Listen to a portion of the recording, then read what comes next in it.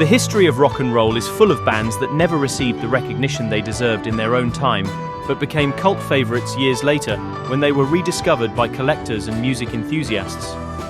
By 1967, Skip Bifferty were already being championed by respected figures in the British music scene such as DJ John Peel and melody maker journalist Chris Welch. But just like many bands of the 60s, a combination of poor record label decisions and questionable management ultimately led to their downfall. In Skip Bifferty's case, however, that downfall took a much darker turn. According to later accounts, it involved exile, intimidation, and death threats from their manager, Don Arden, the father of Sharon Osbourne. Don Arden was one of the most feared and ruthless managers in the British music industry during the 60s, and his reputation for intimidation, violence, and alleged links to organized crime earned him the nickname the Al Capone of Pop. In this video, we'll take a look at the history of Skip Bifferty and the dark events that led to their eventual demise. Let's begin. If I've ever exploited anybody, it's for their own benefit. It's because they want to be exploited. I never exploit anybody because I want to be exploited.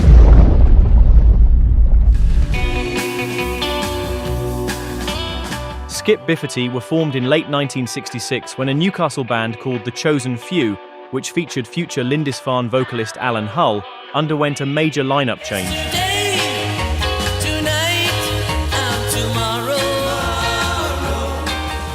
The group had released 2 singles for Pye Records, but following Hull's departure, they recruited singer Graham Bell as his replacement, and the lineup was completed by Mick Gallagher on keyboards, John Turnbull on guitar, Tommy Jackman on drums, and bassist Colin Gibson.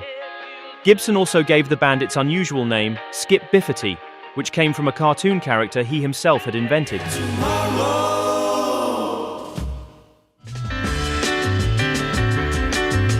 The group soon moved to London and built a strong live reputation performing at venues across the city, and after a particularly explosive performance at the Marquee Club, they caught the attention of one of the most powerful men in the British music industry, Don Arden. Arden assured the group that within 9 months they would be as big as the Rolling Stones, so Skip Bifferty signed immediately. The manager then moved them into a house in Beckenham, where the band immersed themselves in writing and rehearsing. And Skip Bifferty even managed to generate some free publicity when they made the pages of the Daily Mirror after painting their lawn red, apparently a scandalous enough act to make headlines in Britain in 1967. Don Arden secured them a recording contract with RCA, and in August 1967, right in the middle of the Summer of Love, the group released their debut single. Made a mistake and tried again, only wanted to please her. The A-side paired Graham Bell's superb soulful vocals with some blistering fuzz guitar from John Turnbull.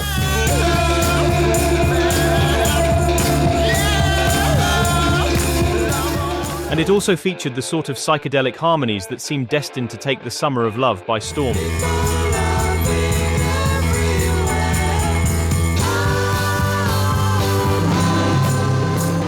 The B-side was another good song called Cover Girl.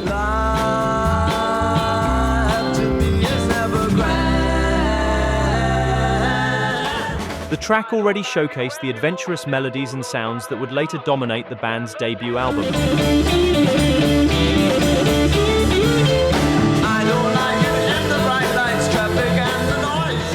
The single received positive reviews in the music press, and pirate radio stations such as Radio Caroline and Radio London gave it heavy rotation. But despite the support, the record failed to chart. However, even though it wasn't a hit, the A-side was covered by bands like the Tremolos.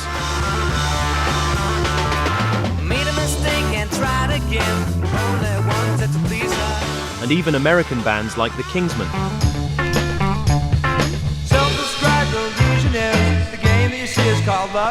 And according to Robert Plant himself, the song also became a regular fixture in the live set of Band of Joy, the group he and John Bonham played in before joining Led Zeppelin. Due to the commercial failure of their first single, Don Arden pressured Skip Bifferty to write a more commercial song for their second release. And the result was a pop-based tune called Happy Land.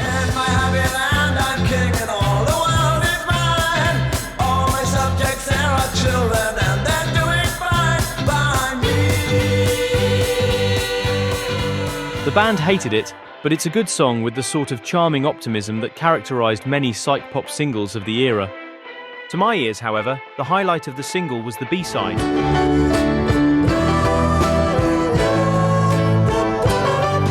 Reason to Live was a gorgeous piano-based melancholic track with a melody to die for. Maybe they'll let me take her away.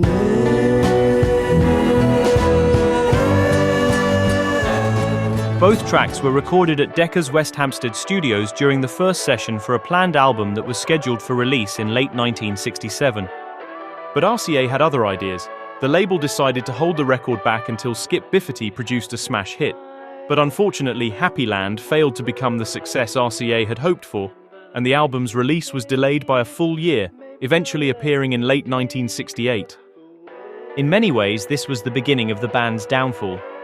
By late 1967, Skip Bifferty had built a strong following by playing clubs across Britain and supporting acts such as The Who and The Crazy World of Arthur Brown. But much of that momentum was lost when RCA decided to delay the release of the band's debut album. In an era when music changed at lightning speed, a year was an eternity, and by the time the album finally appeared in late 1968, its psychedelic sound was already beginning to feel dated. And matters were made worse by the fact that RCA waited 8 months before releasing another Skip Bifferty single, causing the band to lose even more of the momentum that they had built. She's found a reason to live.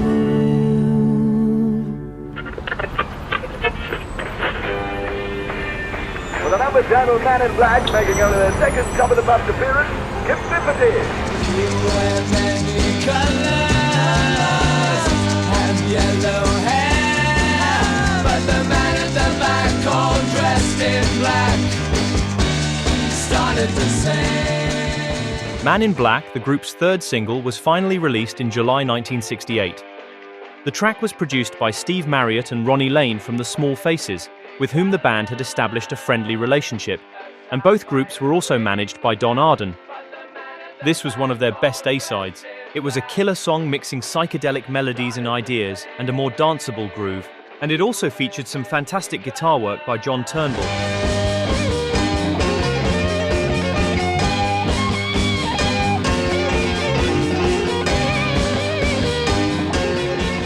The B-side was Money Man, a track that would also appear on the group's debut album. Mr. Money Man, please let me know your plan. I want to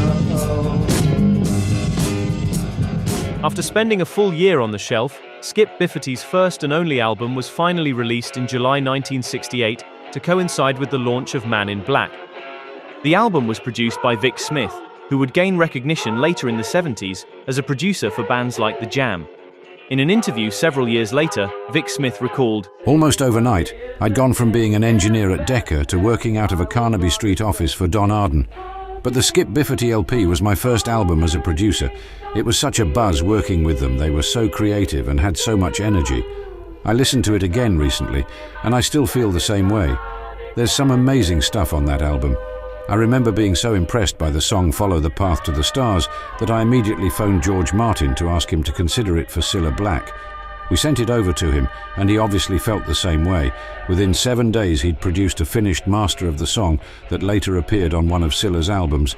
It must have been the quickest cover version ever. I'll find a better life for you. The stars have said our love's untrue. Find a better people there, a friendly love, the kind who care. The album was housed in a distinctive psychedelic sleeve featuring artwork by an artist credited as R. Wagner, and the back cover contained liner notes written by John Peel. But of course, the real attraction was the music itself.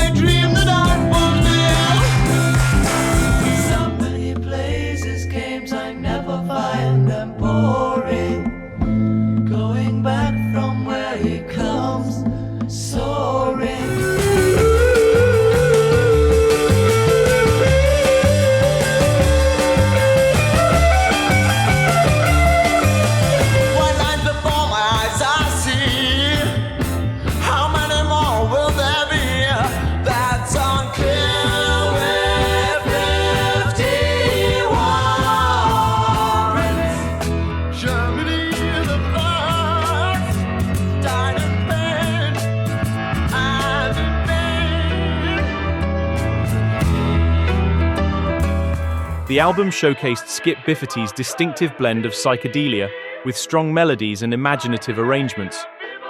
But due to the delayed release of the album, by the second half of 1968, some of its sounds were no longer at the cutting edge of psychedelia. However, the record still sounded fresh enough to earn positive reviews from the music press, and the melody maker was particularly enthusiastic. Brilliant first album by a struggling group that deserve recognition. They write excellent material and have a pleasant combination of humor and dedication, plus instrumental and vocal ability. Graham Bell must be a big star, and the group must be a big success if discerning earholes are still open. John Peel was equally enthusiastic in an article he wrote for Disc magazine. Peel wrote, "I simply don't begin to understand why they have not found wider acceptance. One of the most inventive and exciting groups in the country." The praise was exactly the sort of endorsement most young bands could only dream of, and yet despite the support of influential figures such as Peel and the positive reception from the music press, commercial success continued to elude them.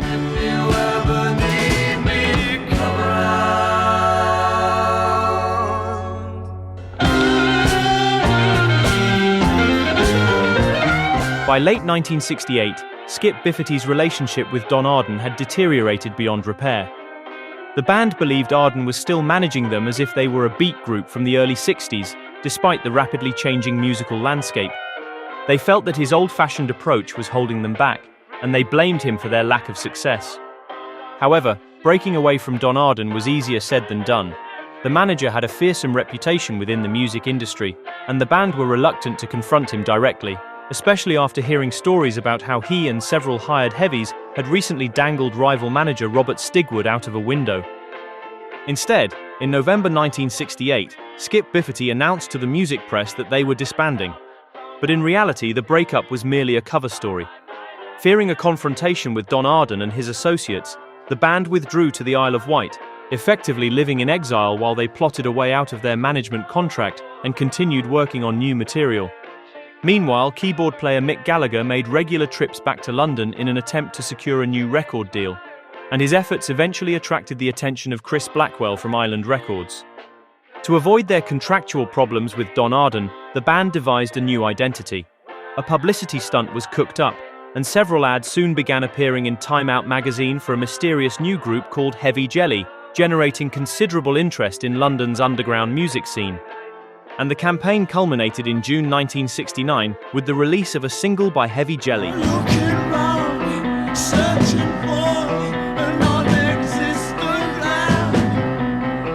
The single was produced by Guy Stevens, and the A-side was an excellent song that saw the group moving towards a more aggressive sound without sacrificing their gift for melody.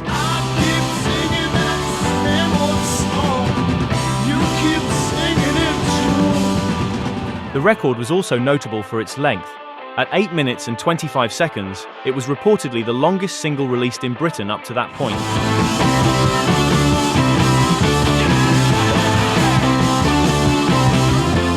For a brief moment, it seemed as though the plan might work. But Don Arden soon discovered the true identity behind Heavy Jelly, and that was when the story took a darker turn. Oi! Where do you think you're going, Sunshine? Mr. Arden wants a little word with you. According to music historian Johnny Rogan, the situation quickly escalated. Rogan claimed that when the band returned to their suburban base, they were confronted by several of Arden's associates after two cars pulled up outside the house. The incident allegedly sparked a car chase through London that ended in Tottenham Court Road, where some of Arden's hired muscle were arrested. In an interview several years later, bassist Colin Gibson remembered the incident differently. According to Gibson, the band were concerned about Arden's psychotic behaviour, so they alerted the local police in Beckenham that they might be in physical danger. And as a result, the confrontation never reached the group because police intercepted Arden's men before they arrived.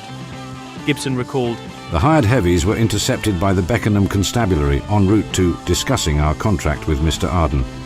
Their car contained several baseball bats, and the driver gave his name as Don Arden, although clearly Don Arden was not in the car." Whatever the precise sequence of events, both accounts point to the same conclusion.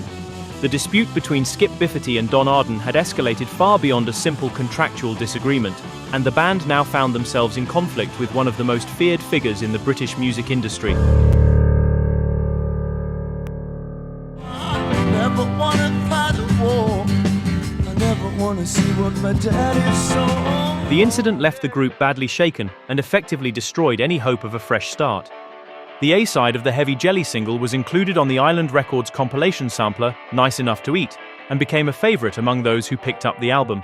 But not surprisingly, Island Records' main man Chris Blackwell was unwilling to become involved in a dispute with Don Arden, and he soon withdrew his support. With no record deal and no management solution, Heavy Jelly quickly collapsed, and with it went any remaining hope that Skip Bifferty would finally achieve the success that so many believed they deserved. After the demise of the group, vocalist Graham Bell, along with John Turnbull and Mick Gallagher, formed a group called Bell and Ark in the early 70s, while bassist Colin Gibson went on to form the heavy rock outfit Snafu, and later worked with musicians such as Ginger Baker, Bert Jansch, Alvin Lee, and Van Morrison, among others. Later in the mid-70s, Turnbull and Gallagher resurfaced in a band called Loving Awareness, which soon changed its name to the Blockheads and became Ian Dury's backing band, and Gallagher also went on to play and record with acts such as The Clash and The Only Ones.